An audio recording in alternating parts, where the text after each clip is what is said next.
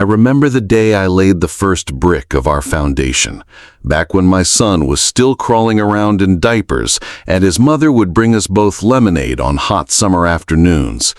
Every corner of that house carried my fingerprints, my sweat, my weekend sacrifices. 42 years of construction work had taught me that nothing worthwhile comes easy.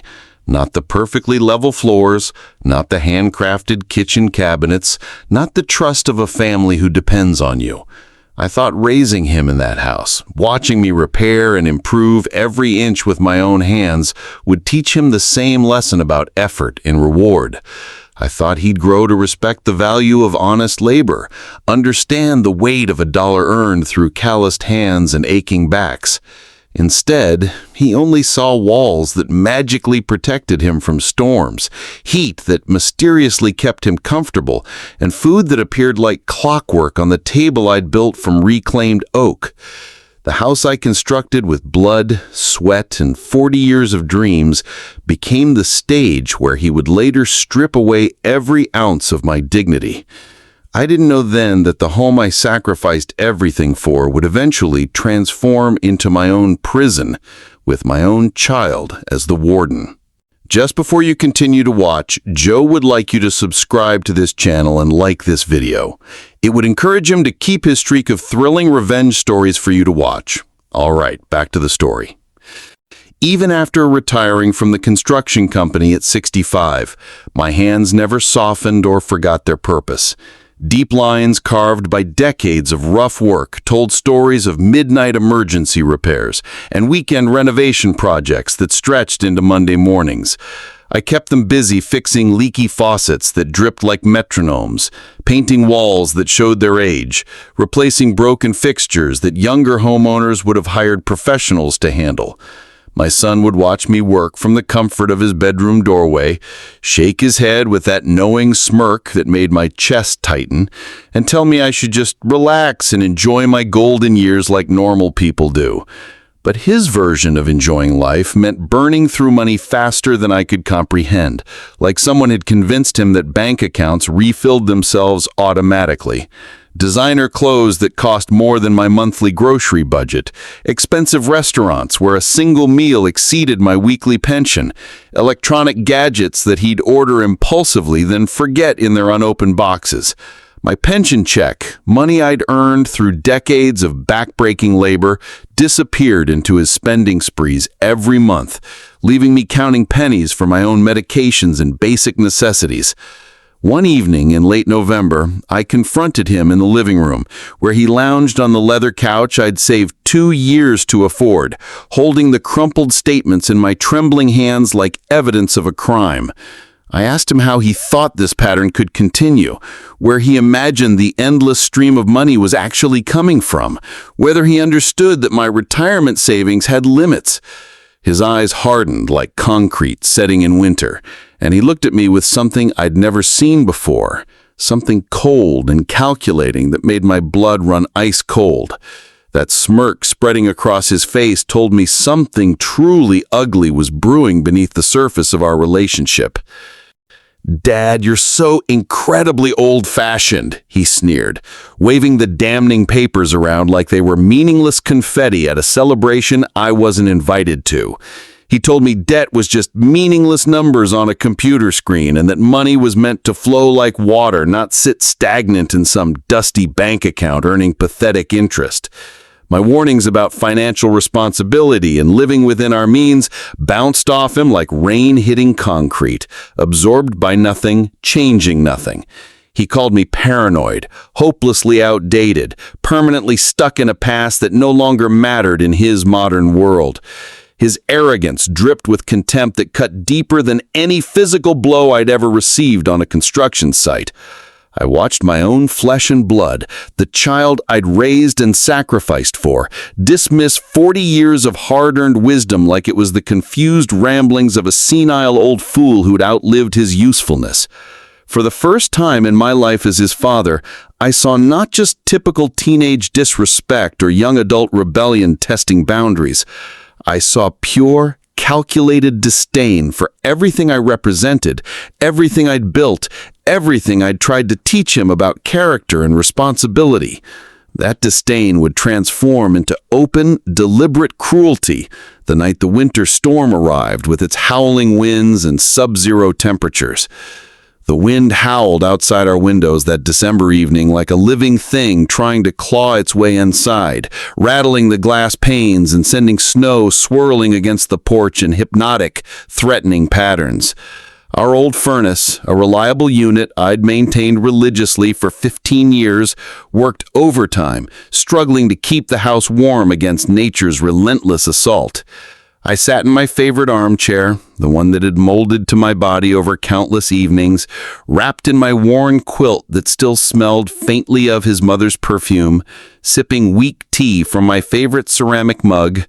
The weather report had warned of dropping temperatures and dangerous wind chills that could freeze exposed skin in minutes, making me grateful for the sturdy walls I'd built, the extra insulation I'd carefully installed, and the heating system I'd maintained like my life depended on it. That's when my son walked into the room with his cell phone pressed against his ear, talking to someone I couldn't identify in the kind of low, conspiratorial tone that immediately set my nerves on edge. His expression was sharp, calculated, deliberately cruel in a way that made my chest tighten with apprehension.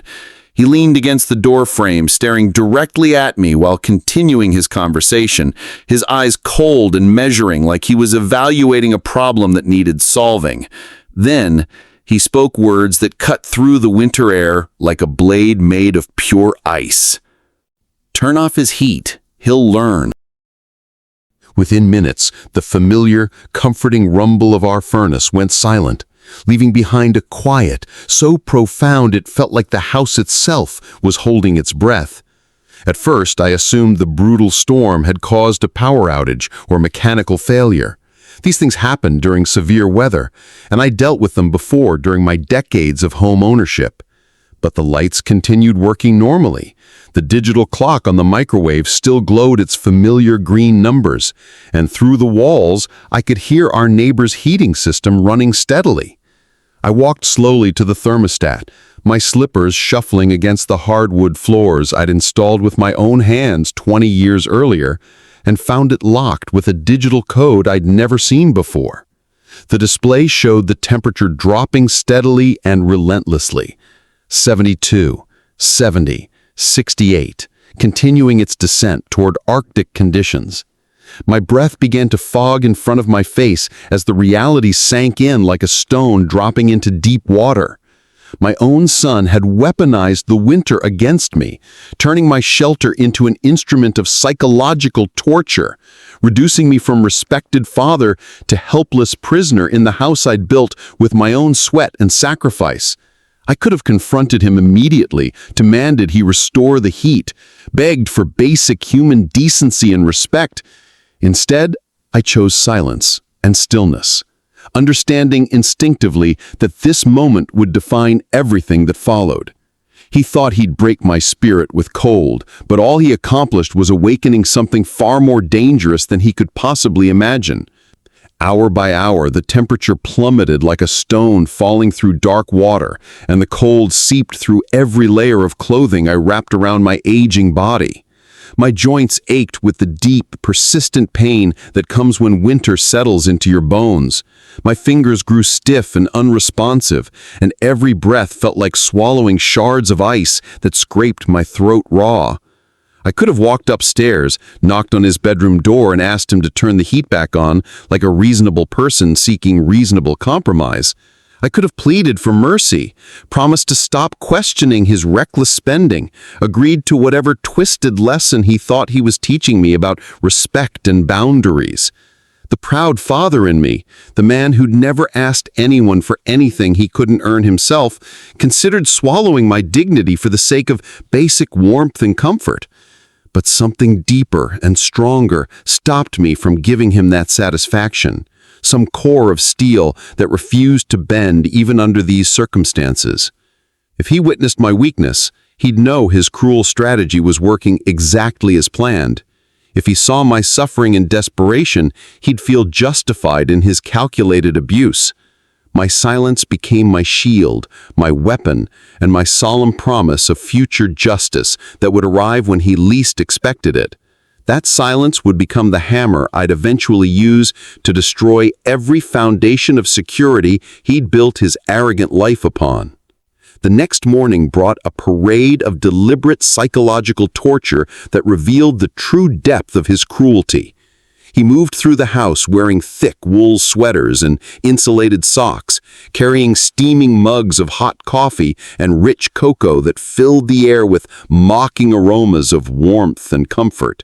He hummed cheerful Christmas carols while passing my chair, where I sat shivering under multiple layers of clothing that provided no real protection against the Arctic air.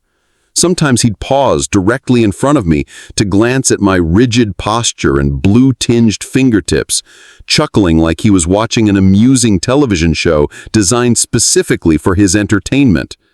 "Lesson sinking in yet, old man?" he'd taunt, blowing warm air from his coffee across my face in a gesture so deliberately cruel it took my breath away. "Ready to mind your own business about my spending and stop treating me like a child?" Each sadistic word was a nail he was unknowingly hammering into his own coffin, though he was far too arrogant and short-sighted to see the construction taking place. I memorized every sneer, every callous laugh, every moment of deliberate torture he inflicted on his own father. I collected his cruelty like a prosecutor gathering evidence for a case that would determine his entire future. Because I was planning to use those very nails to seal a coffin of consequences he couldn't possibly imagine.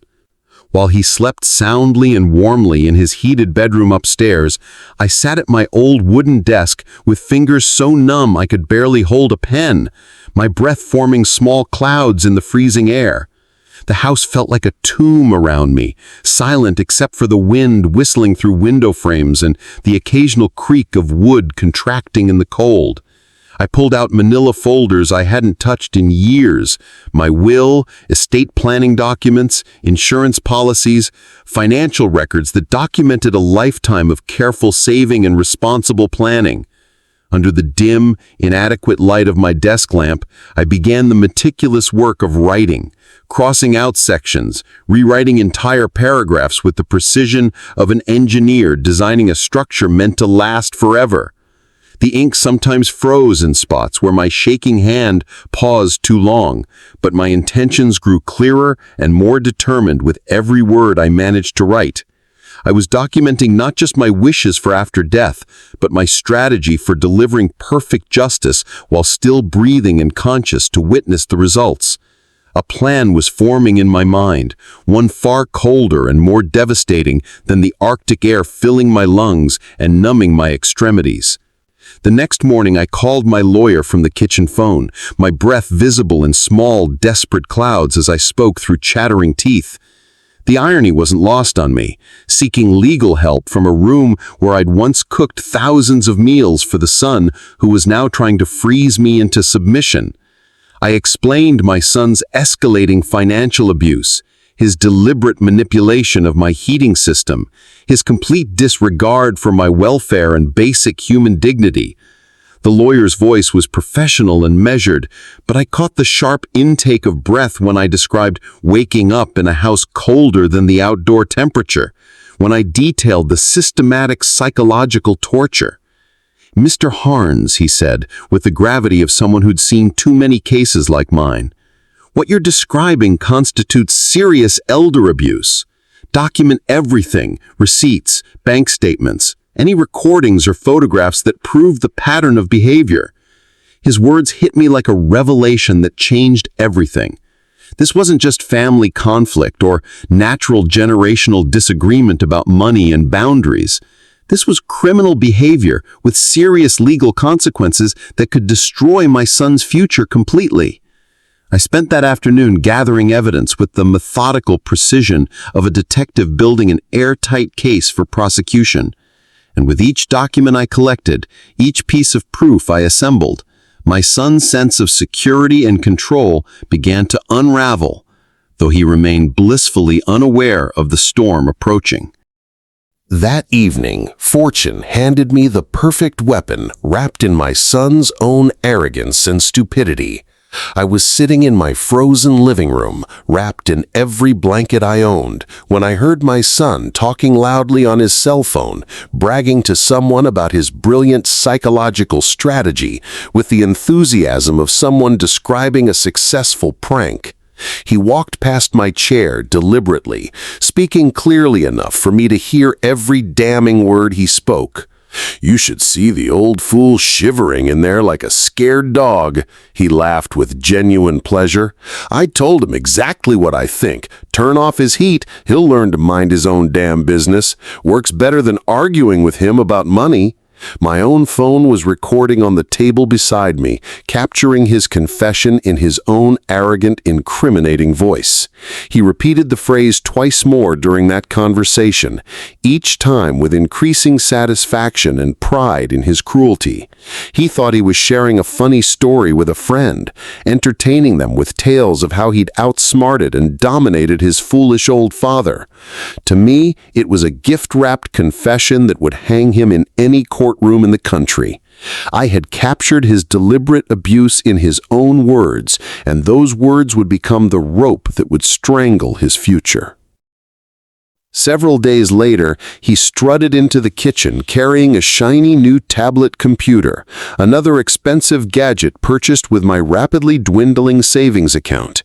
He waved it in front of my face like a victory flag, describing its advanced features and capabilities with the enthusiasm of a child showing off a new toy to friends who might be impressed. The price tag was still attached like a badge of honor, $849 plus tax. Nearly half my monthly pension spent on something he'd probably abandon within weeks, just like all the other expensive electronics gathering dust in his room. I didn't flinch or protest or give him the reaction he was clearly seeking. Instead, I looked him straight in the eye with a calmness that seemed to unsettle him, breaking through his confident facade for just a moment. "The heat may be off for me," I said slowly and deliberately, letting each word carry the weight of absolute certainty, "but the fire is about to burn you in ways you can't imagine." He laughed loudly and dismissively, waving his hand like he was brushing away the meaningless threats of a powerless old man. His laughter echoed through the cold house, bouncing off walls that had once sheltered a loving family. But he had no idea that his amusement would be his last moment of genuine comfort and security. 1 week later, the first official envelope arrived via certified mail, requiring a signature that made the delivery feel ominous and final. My lawyer's return address was clearly visible in the corner, along with legal stamps and notary seals that screamed official business.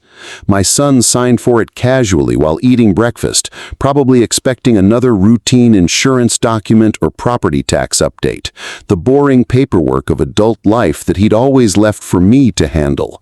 He ripped it open while standing at the kitchen counter, scanning the contents with initial boredom that quickly transformed into confusion, then shock, then pure terror. The letter was a formal legal notification that he had been completely removed as beneficiary of my estate, effective immediately and permanently.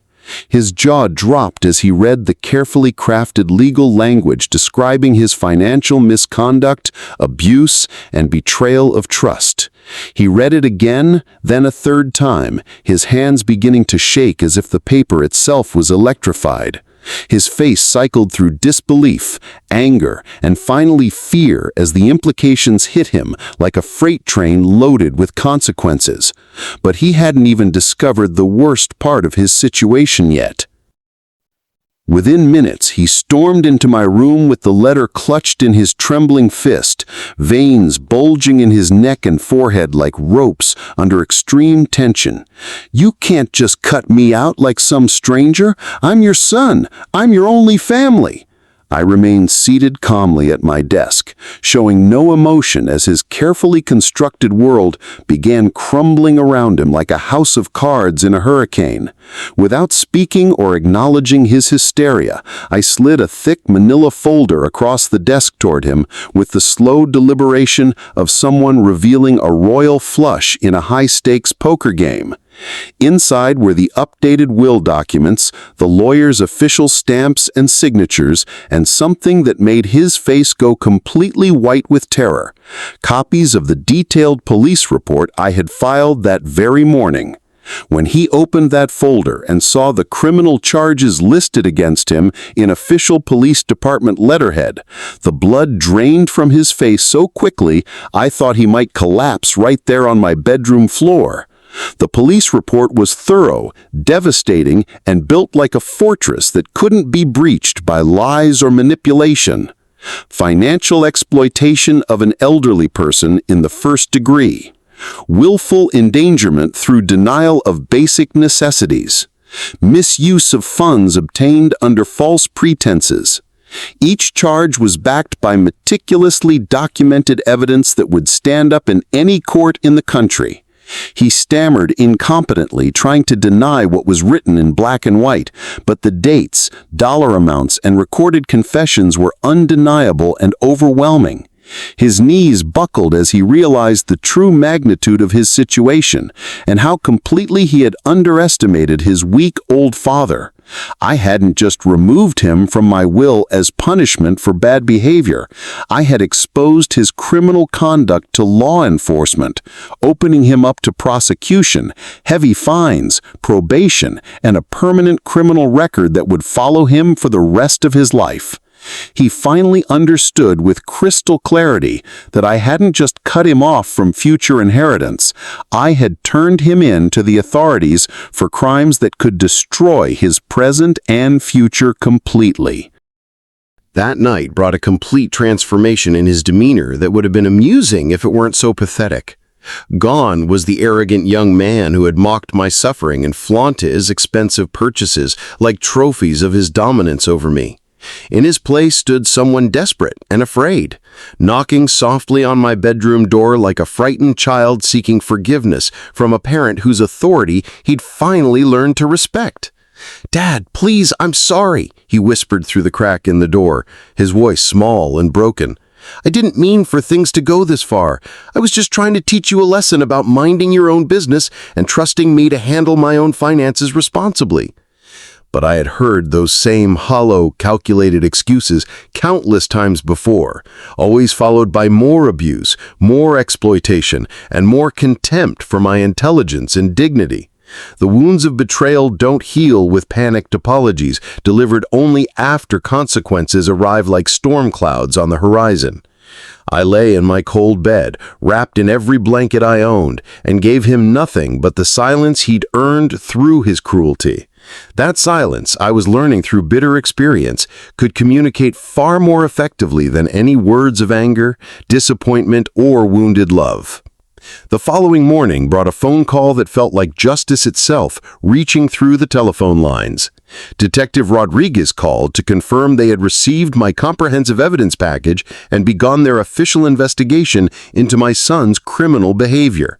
"We take elder abuse cases extremely seriously, Mr. Harrison," she assured me, with the confidence of someone who'd prosecuted similar cases successfully. "The documentation you provided is extraordinarily thorough and convincing. We'll be conducting interviews and gathering additional evidence, and we'll be in touch soon with updates." I hung up the phone slowly, savoring the knowledge that wheels of justice were now turning with unstoppable momentum, grinding toward a reckoning my son couldn't prevent or manipulate.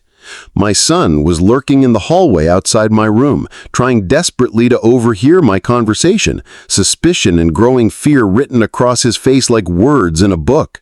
He had no idea which particular storm was headed his way, or how devastating it would be when it finally arrived, but he could sense that something much larger and more dangerous than simple family conflict was building on the horizon, like gathering thunderclouds. The next knock on our door wouldn't be from him seeking reconciliation and forgiveness. It would be from law enforcement officers seeking answers and accountability. 3 days later, his fragile composure finally shattered completely, like glass hitting concrete. He stormed into the living room where I was sitting peacefully, reading the newspaper in my warmest sweater, and hurled his coffee mug against the wall with explosive violence. The ceramic shattered, sending sharp fragments flying across the hardwood floor I had installed with my own hands decades earlier. "You've ruined absolutely everything," he screamed, his voice hoarse with rage and mounting desperation. "My whole life is completely destroyed because you couldn't mind your own damn business and let me live like an adult." But the truth was exactly the opposite of his twisted narrative. He had systematically destroyed his own life through greed, cruelty, and criminal behavior that no reasonable person could ignore or excuse. The scattered pieces of broken ceramic reflected perfectly the mess he had made of himself, his future, and any hope of redemption or forgiveness. I stood calmly among the wreckage of his tantrum, steady as stone, watching him rage futilely against consequences he had brought entirely upon himself through his own choices and actions. And that's when we heard the authoritative, unmistakable pounding at our front door. 2 police officers stood on my porch like representatives of justice itself, their uniforms crisp and official, badges gleaming in the cold afternoon sunlight. Detective Rodriguez was accompanied by a younger officer who carried a thick folder of documents and wore the serious expression of someone about to change a life forever. My son froze completely when he saw them through the window, all color draining from his face as reality crashed down around him like a building collapsing. "We need to ask you some questions about allegations of financial misconduct and elder abuse," Detective Rodriguez said firmly, her voice carrying the weight of law enforcement authority. He tried to stammer denials and weak excuses, tried desperately to paint me as a confused old man, making false accusations born of senility and resentment. But the folder I handed to the officers contained evidence heavier and more convincing than any excuse he could manufacture or any lie he could tell. Bank records showing systematic theft, digital recordings of his own bragging admissions, witness statements from concerned neighbors, medical documentation proving that my health had been deliberately endangered by his actions. His carefully constructed world of lies and manipulation was beginning to crack and crumble under the weight of truth he could no longer deny, distort, or escape. The handcuffs clicked shut around his wrists with a sound that seemed to echo through the entire neighborhood, like a bell tolling the end of his freedom. He looked back at me with pure betrayal and disbelief written across his face, as though I was the one who had committed terrible crimes and destroyed our family relationship. "How could you do this to your own son?" he demanded, his voice breaking with genuine shock and wounded pride. But I didn't flinch or waver under his accusatory stare or allow guilt to cloud my judgment. I remembered every moment of sitting in that freezing house wrapped in blankets while he mocked my suffering.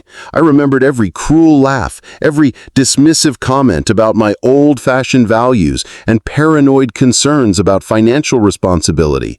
I thought about his words echoing in my memory like a curse. "Turn off his heat, he'll learn." And standing there watching him face the first real consequences of his choices, I thought to myself with grim but complete satisfaction, "Son, you lit this fire of justice entirely by yourself, and now you'll burn in the flames you created." The courtroom was smaller than I had expected, but the weight of justice and legal consequence felt enormous within those paneled walls. Evidence was presented methodically and devastatingly. Bank statements showing the clear, undeniable pattern of financial exploitation, digital recordings of his own admissions of abuse and contempt, photographs documenting the locked thermostat and the dangerous conditions I'd endured, witness testimony from neighbors who'd observed my declining health and obvious distress. His expensive lawyer whispered frantically in his ear throughout the proceedings, but even legal expertise and courtroom experience couldn't overcome the mountain of evidence stacked against him like an avalanche of truth. I sat quietly in the gallery, wrapped in the same coat I had worn through those frozen nights, drawing strength from the memory of every moment he had tried to break my spirit and reduce me to a helpless burden. His sentencing was approaching like an unstoppable train moving down tracks he had laid himself, and he knew there was no escape from the destination he'd chosen through his own cruelty and criminal behavior. The judge's gavel cracked through the courtroom like thunder, announcing the arrival of a long-awaited storm.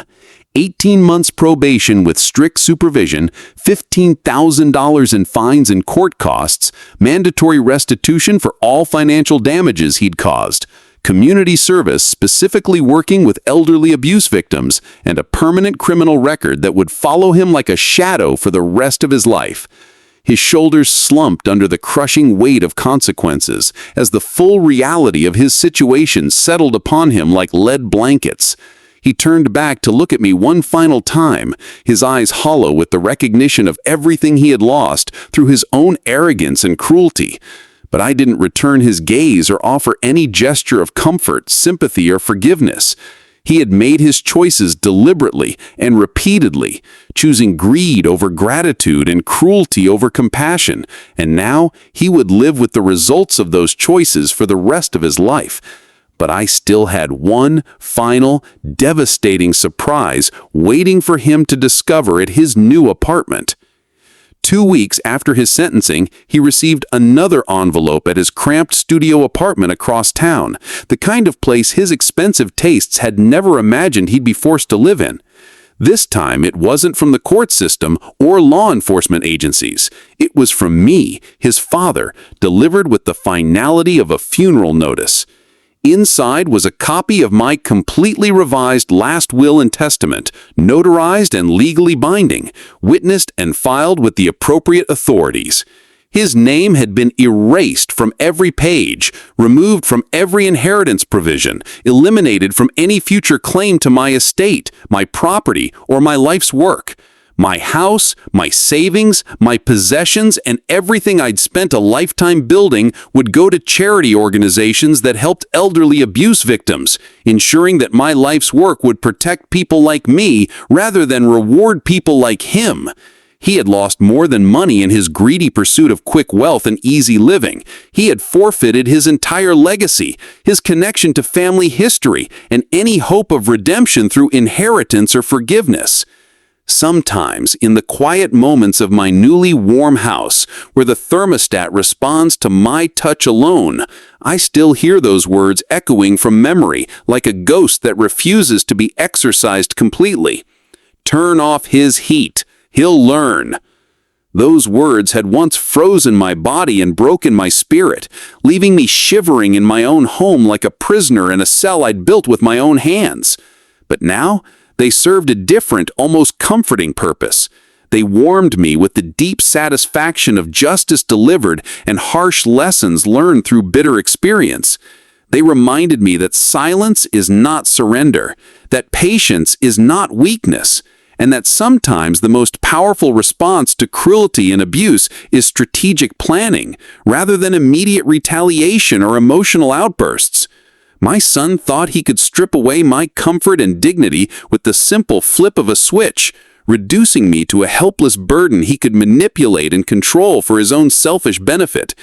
Instead, I stripped away his power, his future security, and his freedom with the careful, methodical application of law and consequence that he never saw coming until it was far too late to stop or change course. To anyone who might hear this story and recognize themselves or their situation within it, let it serve as both warning and encouragement for those trapped in similar circumstances. A father's silence in the face of abuse and exploitation is not weakness, surrender, or acceptance. It is the strategic gathering of strength for decisive action that will change everything. My son believed he could reduce me to a helpless burden, someone to manipulate and control for his own selfish benefit, while he treated me like an inconvenient expense rather than the man who'd given him everything. He thought he could teach me lessons about knowing my place in his world, about accepting his authority over my own life and resources. Instead, I taught him a lesson about consequences and accountability that he will carry like a scar for the rest of his days. He stripped me of heat and basic comfort for a few cruel weeks of winter. I stripped him of power, security, legacy, and freedom permanently and irrevocably. He left me temporarily shivering in the cold of my own home. I left him forever stumbling in the darkness of his own making, blind to any path back to the life he had destroyed through his own choices. Because the heat I lost during that terrible winter was nothing compared to the fire I unleashed upon his life, a fire that consumed his arrogance, his cruelty, and his future in the flames of justice he had unknowingly lit with his own hands through his own actions. If you enjoyed this story, make sure to like this video, comment, and smash the subscribe button. Also, check out other videos on the channel. Joe's got more interesting stories for you.